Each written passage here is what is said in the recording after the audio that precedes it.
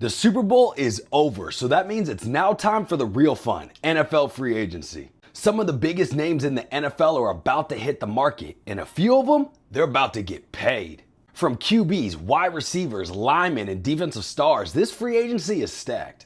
But who's gonna move, and who's getting tagged before they even get a chance to? Some teams are loaded with cap space and ready to spend now, while others, their bank account's looking pretty slim and they're about to lose some key players. Let's break down some of the key free agents and see where they might land.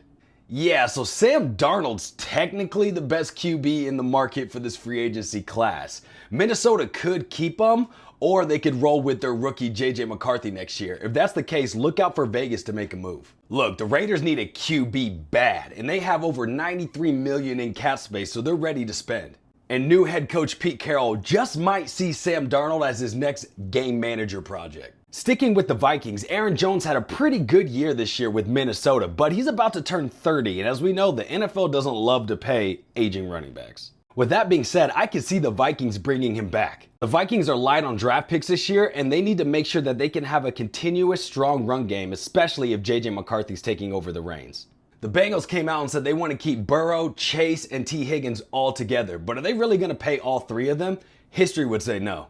If T. Higgins hits the market, expect New England to go get a number one wide receiver to pair it with Drake May. Plus, they have $125 million in cap space, so money won't be an issue in paying T. Higgins.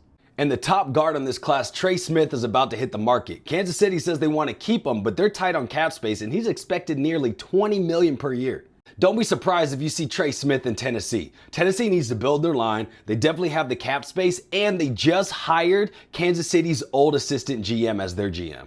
The top outside linebacker in this class, Azeez Ojulari, is about to hit the market as well. The Giants might let him walk, and if that happens, I could see New England sneaking in here. Again, the Patriots have like $1 bajillion in cap space this offseason, so they can definitely pay the man. Also, they had one of the worst, if not the worst, pass rush in the NFL last year, so it only makes sense. Next up, star cornerback DJ Reed. Now, I know Sauce Gardner gets all the shine in New York, but this man was locked down last year. And now, because of that, he wants to hit the market. I can't blame him. The 49ers need help with their secondary bad, and with Robert Saleh now being back in San Fran, a reunion is a real good possibility. And finally, we have star safety Jevon Holland in Miami. Miami is in cap hell right now, so unless they make some big cuts, he's most likely gone. Right now, the Bears have $67 million in cap space, and they're definitely looking to improve their secondary. It was strong with Kevin Byard, but they might let him go and get a younger replacement in Jevon Holland. For some reason, this one just feels like a perfect match. The next couple of weeks are going to be crazy with these major deals, franchise tags, and all these surprise cuts. So who's going to end up getting the bag, and who's going to be falling